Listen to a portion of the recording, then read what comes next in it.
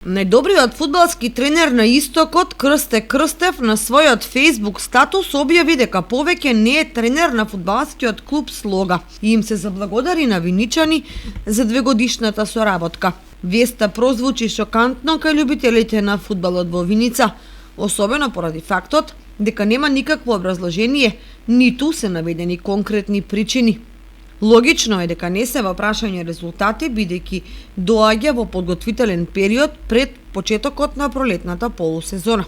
Телевизија Кочани дознава дека оставката уследила неколку часа по вчерашниот состанок на управата на клубот.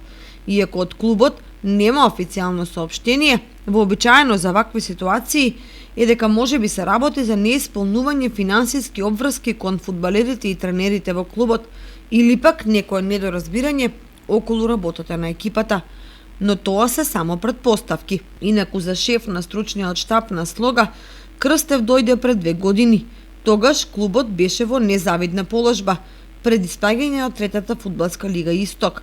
За само 2 сезони тој успеа да создаде тим кој влезе во второто по квалитет фудбалско првенство во државата и тука да постигнува изненадувачки добри резултати.